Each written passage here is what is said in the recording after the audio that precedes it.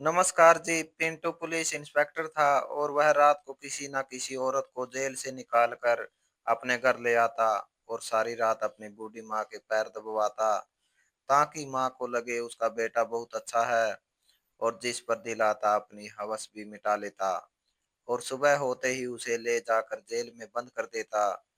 तो पिंटू की माँ कहती, तुम शादी कर लो, यह सब करना गलत है। एक दिन वह एक औरत को घर ले आया और बोला, मेरी माँ के पैर दबाओ, और खुद सो गया।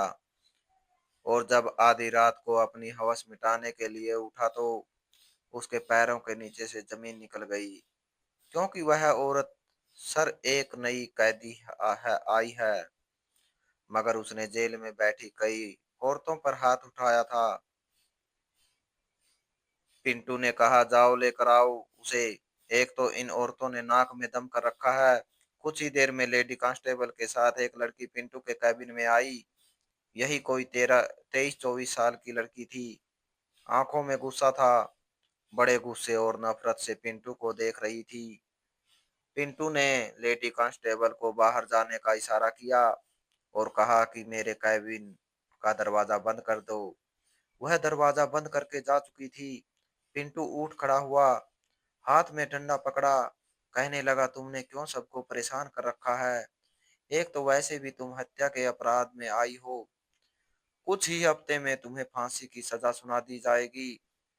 तुम इस समय में भगवान का भजन कीर्तन करो, मगर तुमने तो जेल में बैठी बाकी औरतों की नाक में दम कर रखा है। तुम्हारे साथ आखिर परेशानी क्या है? उस लड़की ने कोई जवाब नहीं दिया। पिंटू कहने लगा, मैं तुमसे पूछ रहा हूँ। देखो, यह मत समझना कि रिमांड सिर्फ आदमियों का ही होता है। हम औरतों के साथ भी रिमांड करते हैं, और जैसा रिमांड करते हैं, मेरे विचार से तुम अच्छे तरीके से जान गई होगी। पिंटू ने डराने की और धमकाने की कोशिश की, लेकिन उस लड़की की आंखों में डर का नामो निशान नहीं था। बड़ी निडर आंखें थी उसकी। वह कहने लगा, मैं तुमसे बात कर रहा हूँ, क्या अब भी तुम उन औरतों को मारोगी? कहने लगी, हाँ मारूंगी, जान से मार डालूंगी, सबको जान से मार दूंगी। मरना तो मुझे है ही, लेकिन अपने मरने से पहले मेरे हाथ जो लगेगा उसे जान से मार डालूंगी। पिंटू उसे देखकर कहने लगा, पुलिस के दो डंडे पड़ेगे ना तो तुम्हारी सारी अकड़ ठिकाने आ जाएगी। फिर लेडी कांस्टेबल को बुलाकर कहने लगा, इसे जेल में बंद कर दो। रात को जब मैं अपने घर जाऊंगा तो इसे अपने साथ लेकर जाऊंगा। इसका दिमाग मैं एक रात में ही ठीक कर दूंगा। ऐसा ही हुआ था। पिंटू जब वापस घर जाने लगा तो उस लड़की को भी हथकड़ी लगाकर अपने साथ ले गया। गाड़ी उसने घर के बाहर खड़ी की, फिर उस लड़की को लेकर आ गया। उसकी माँ उस समय हाय हाय कर रही थी। कहने लगा, चलो लड़की किचन सामने है, जाकर खाना बनाओ, मैं अपनी माँ के पास ही बैठा हूँ। जरा भी होशियारी दिखाई तो तुम्हें जान से मार डालूंगा। वह लड़की किचन में चली गई, उसने खाना बनाया। तब तक पिंटू अपनी माँ के पास ही बैठा रहा। उसकी माँ उसको बड़े गुस्से से देख रही थी। कहने लगी, तुम फिर किसी लड़की को उठा कर ले आए हो, तुम्हें शर्म क्यों नहीं आती? पिंटू कहने लगा, पुलिस वाले अपनी शर्म ना बेचे तो मजबूरी में उन्हें बिकना पड़ जाता है, इसलिए शर्म को बेच देना ही ज्यादा सही है। आप यह छोड़िए, यह बताइए कि काम वाली ने दोपहर को खाना दिया था? पिंटू की माँ कहने लगी, हाँ दिया था। एक तो इस पैरों के दर्द ने मेरी जिंदगी नरक बना कर रखी है। वह लड़की आधे घंटे में ही सब कुछ तैयार करके ले आई थी। पिंटू ने खुद भी खाना खाया, अपनी माँ को भी खिलाया। वह लड़की भी खाना खा चुकी थी। फिर उसने उसकी हथकड़ी का दूसरा सिरा पकड़ा और अपनी माँ की चारपाई के पास बांध दिया और उस लड़की से कहा, यहाँ बैठ जाओ, मेरी माँ के पैर दबाओ। तब तक उसकी माँ गहरी नींद में जा चुकी थी। वह लड़की पिंटू की माँ के पैर दबाने लगी। पिंटू जा चुका था, जाके अपने कमरे में बेड पर लेटकर सो गया। आधी रात गुजरने के बाद उसकी आंख खुली। जानता था कि अब तो उसकी माँ बहुत ज्यादा गहरी नींद में होगी। जब वह बाहर गया तो देखा वह लड़की ऊँग रही थी। उसकी माँ की चारपाई चरपाई पर ही बैठी झटके खा रही थी। शायद बहुत नींद में थी, लेकिन अभी भी उसकी माँ के पैर दबा रही थी। जब पिंटू ने उसकी हथकड़ी खोली, कहने लगा, चलो जाओ, बाकी की रात मुझे खुश करो। आज के बाद तुम उन औरतों को तंग नहीं करोगी। वो लड़की अपना हाथ छुड़ाने लगी, कहने लगी, मैं नहीं जाऊंगी तुम्हारे कमरे में। कहने लगा, ऐसे कैसे नहीं जाओगी? तुम्हारी अकड़ भी तो ठिकाने लगानी है ना। आधी रात ही काफी है। आधी रात तुम पुलिस वाले के साथ गुजारोगी तो सुबह तक तुम्हारी सारी अकड़ निकल चुकी होगी। ज्यादा तमाशा करने की जरूरत नहीं है। वह उसे घसीटता हुआ अपने कमरे में ले गया। कमरे का दरवाजा बंद करके उसने उस लड़की को बेड पर पटका था। लेकिन इससे पहले कि अपनी शर्ट के बटन खोलता और उस लड़की के साथ कुछ भी गलत करने की कोशिश करता, जो कुछ उस लड़की ने किया, पिंटू के होश उड़कर रह गए थे।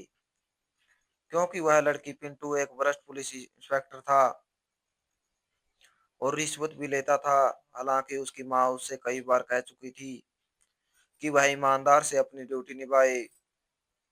वह कहने लगा कि ईमानदारी से कुछ नहीं मिलता, ईमानदारी से सिर्फ गोली मिलती है, जो कि पुलिस वालों का सीना चीर जाती है। मैंने भी ईमानदारी से ही काम शुरू किया था, लेकिन जब भी किसी मुजरिम को पकड़ता था, मेरे ऑफिसर कहते थे कि ऊपर से कॉल आई है, इसे छोड़ दो। अपनी जान जोखिम में डालकर मौत से लड़कर बड़ी ईमानदारी से मैंने काम शुरू किया था। कई दिन और कभी कभी महीने लग जाते थे एक मुजरिम को पकड़ने में। और जब मैं जेल में डालता था कि मुझे प्रमोशन मिलेगा, तो ऊपर से फोन आ जाता था कि मुजरिम को छोड़ दो। क्या फायदा ऐसी ईमानदारी का, ऐसी मेहनत का, जो वेतन के अलावा हमें एक पाई नहीं दी जाती। घर चलाना मुश्किल हो जाता है।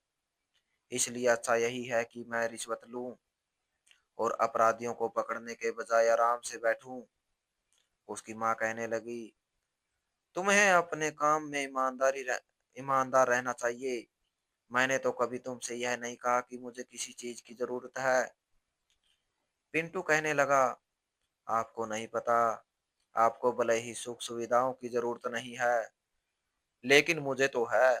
जब भी वह सुबह बाजार जाता, सब्जी वाले के ठेले पर जाकर कहता, चलो डालो सब्जी, ना तो सब्जी वाले को पैसे देता, ना ही वह सब्जी वाला पैसे मांगता, क्योंकि जानता था कि पिंटू उसे 1 रुपया भी नहीं देगा। इसी तरह राशन वाले से मुफ्त का राशन लेता, फल वाले से मुफ्त के फल लेकर आता और अपनी माँ को दे जाता। काम वाली काम करने आती थी, लेकिन रुपए नहीं मांगती थी। वह जानती थी कि रुपए मिलेंगे भी नहीं और काम छोड़ने पर उस पर डंडे चलेंगे अलग। आम बदमाशों की तो शिकायत जाकर पुलिस में भी की जा सकती थी है, लेकिन जब बदमाशियां पुलिस वाले दिखाते हैं, उसकी शिकायत की कोई सुनवाई नहीं होती थी। इसलिए सभी इंस्पेक्टर पिंटू से डरते थे। जब भी कोई त्योहार आने वाला होता, तो वह मोटरसाइकिल पर बैठे यात्रियों को जानबूझ कर के रोकता और उनसे बाइक के कागज मांगता। जिनके पास कागज ना होते, उनसे तो वह 2-3 हजार लेता था ही, और जिनके पास होते थे तो उन्हें भी उल्टे सीधे नियम कानून बताकर उनसे 1000-500 जो हाथ में आता वह ले लेता। उसकी सैलरी अब 33 हजार थी, लेकिन 70-75 हजार वह ऊपर के कमा लेता था। उसके अलावा उसकी ड्यूटी लेडीज जेल में थी, जहां पर अपराधी औरतों से पूछताछ का काम किया जाता था। पिंटू उन औरतों से अकेले कमरे में ही पूछताछ करता था और वैसे ही करता था जैसे कि इस तरह के पुलिस वाले करते हैं। अगर कोई जवान लड़की जेल में आ जाती तो उसे घर ले जाता, जो उसके घर खाना भी बनाती और रात को वह उससे अपनी रात भी रंगीन करता। सुबह उसे दोबारा से पुलिस स्टेशन ले जाकर जेल में बंद कर देता। उसकी माँ पिंटू की ऐसी गलत हरकतों को जानती थी। उससे बार बार यही कहती थी कि ऐसे काम छोड़ दो, ऐसा ना हो कि एक दिन तुम्हें पछताना पड़े। लेकिन पिंटू को माँ की बात समझ नहीं आती थी। बार बार यही कहता था कि समय के साथ चलना पड़ता है और आजकल का समय यही है, जिसकी लाठी उसकी भैंस। माँ, अब वह समय नहीं रहा जब ईमानदारी पर मेडल दिए जाते थे, पैसे बढ़ाए जाते थे। लेकिन अब ऐसा नहीं होता। मेहनत और ईमानदारी की कोई कीमत नहीं है। कोई मेडल नहीं दिया जाता। बॉर्डर पर सैनिक रोज मारे जाते हैं और उनके घर वालों को सिर्फ तसल्लियां मिलती है, किसी को कुछ नहीं मिलता। मैं देख चुका हूँ। एक बार एक लड़की को झूठे केस में पकड़ा गया था। पिंटू जानता था कि वह लड़की निर्दोष है, क्योंकि वह रो रही थी और बार बार कह रही थी कि मैंने कुछ नहीं किया। वह लड़का एक अमीर वकील का बेटा था, जिसने उस लड़की के साथ गलत किया था। और उस लड़की ने जब उसके खिलाफ रिपोर्ट करवाई तो उसी लड़की को वैश्या साबित करके जेल में बंद कर दिया गया। वह लड़की बहुत सुंदर भी थी और बहुत रो रही थी। यही कह रही थी, मैं तो न्याय मांगने आई थी और मुझे ही मुजरिम बनाकर जेल में बंद कर दिया गया। यह कैसा अंधा कानून है।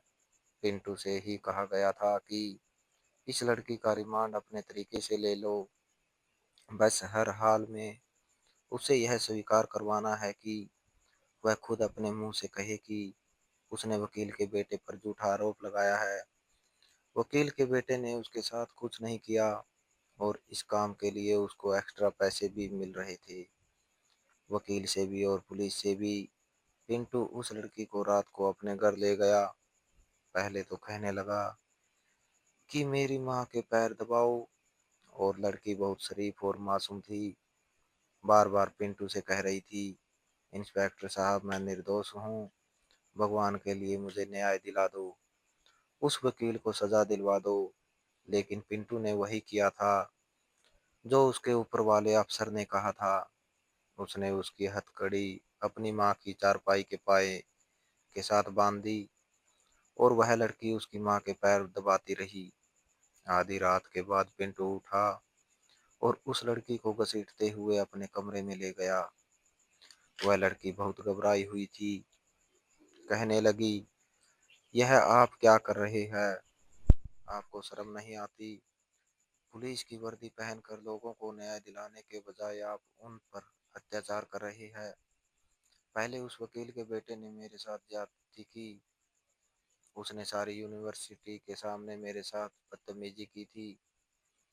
मैंने उसे सिर्फ धमकी दी थी कि तुम्हारी शिकायत प्रिंसिपल को लगा दूंगी, और बदले में उसने मेरे साथ वह किया कि मैं आपको बता भी नहीं सकती। मैं पुलिस स्टेशन में उसके खिलाफ रिपोर्ट लिखवाने गई थी तो पुलिस ने साफ इनकार कर दिया। जब मैंने कहा कि मुझे हर हाल में रिपोर्ट लिखवानी है तो उल्टा मुझ पर केस लगाकर मुझे जेल में बंद कर दिया।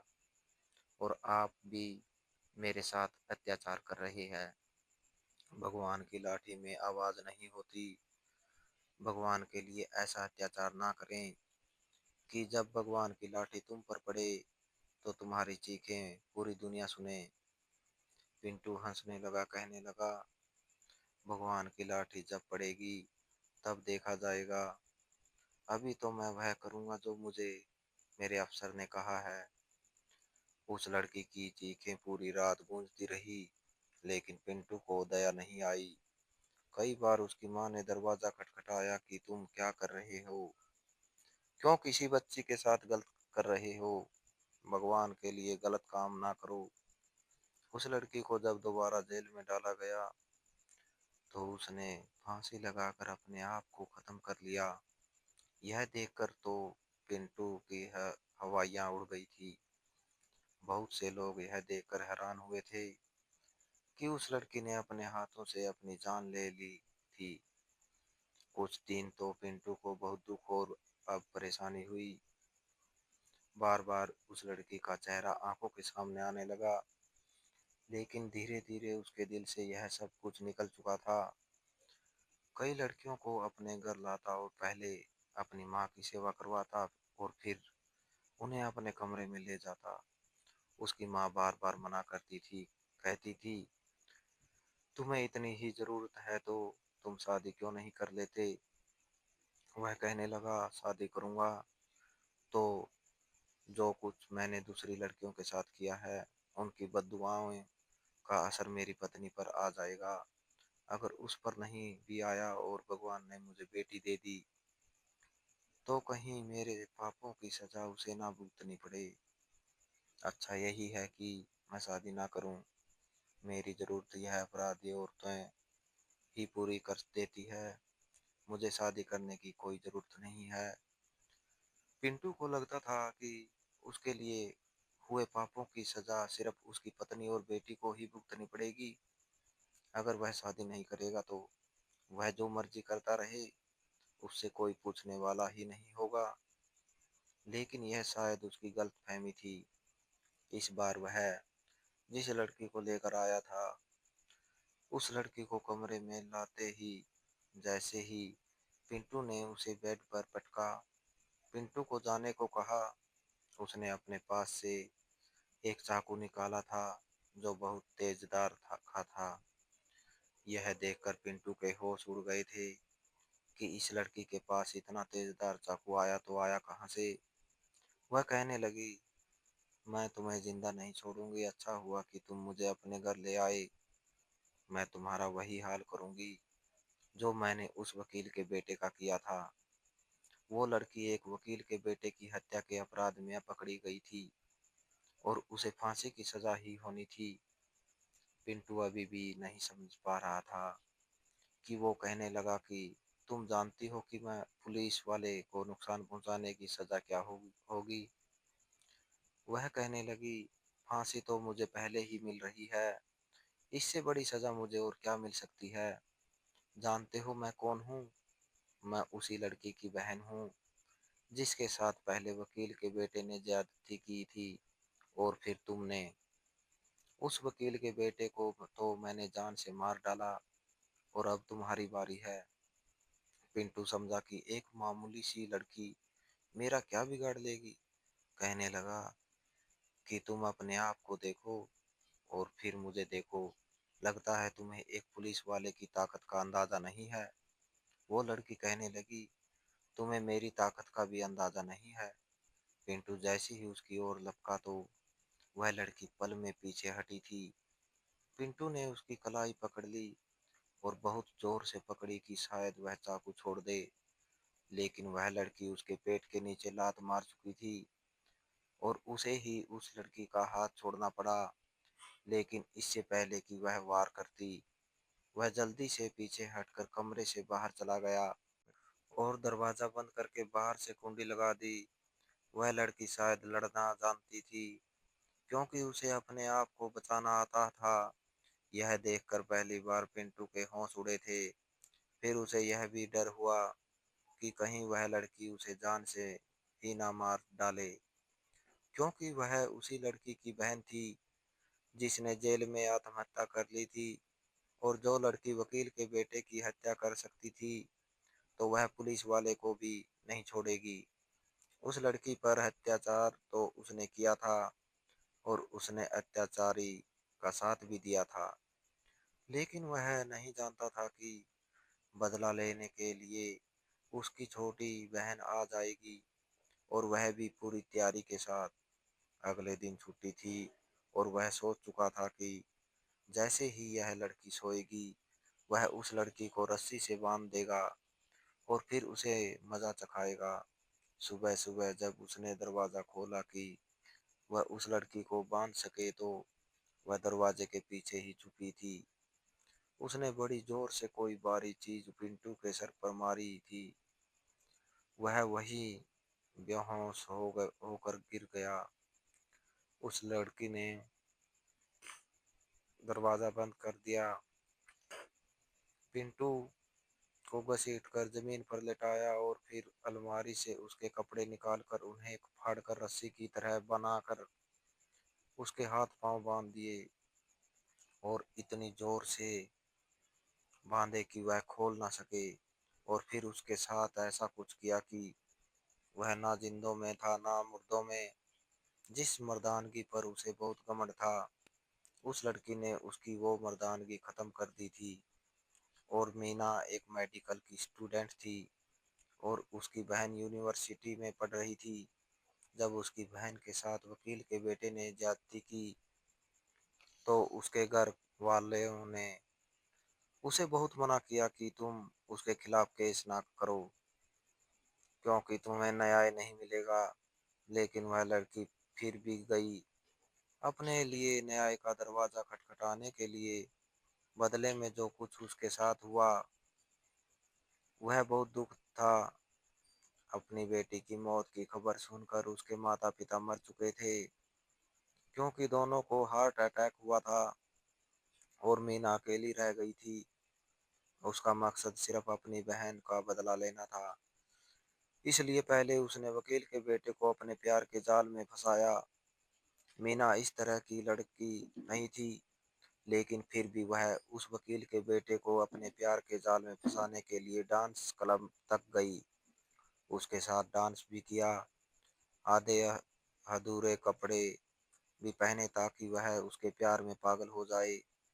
और ऐसा हुआ भी था। वकील का बेटा चाहता था कि वह मीना के साथ भी समय गुजारे, मगर उस लड़के को मौका नहीं मिल रहा था। फिर एक दिन मीना ने उसे एक होटल के कमरे में बुलाया।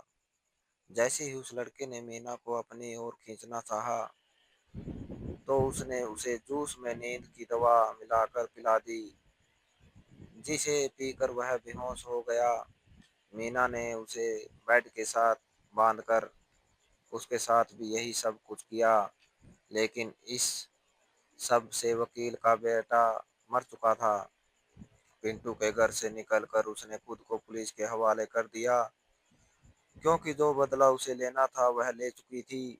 वकील उस समय रो रो कर पागल हो गया था क्योंकि उसका इकलौता बेटा मर चुका था। मीना ने उस लड़के से अपना बदला ले लिया था, जिसकी वजह से उसका हंसता मुस्कुराता घर बर्बाद हो गया था। और उसने पिंटू का भी वही हाल किया था क्योंकि वह जानती थी कि उसकी बहन का दूसरा अपराधी इंस्पेक्टर पिंटू है और वह उसके साथ जो करके आई थी वह सारी जिंदगी इस काबिल नहीं रहा था कि किसी भी औरत की जिंदगी बर्बाद कर सके। ऐसे लोगों की यही सजा होनी चाहिए। आपका क्या विचार है? तो दोस्तों, इस कहानी को लेकर आपकी क्या राय है? कमेंट बॉक्स में कमेंट करके ज़रूर बताएं। और अगर आपको हमारी आज की कहानी अच्छी लगी हो तो प्लीज़ इसे लाइक ज़रूर करें। अगर आपने अभी तक हमारे एसके की जुबानी 2.0 चैनल को सब्सक्राइब नहीं किया तो ज़रूर कर लीजिए। तो मिलते हैं ऐसी एक और मोटिवेशनल कहानी के साथ। Thanks for watching.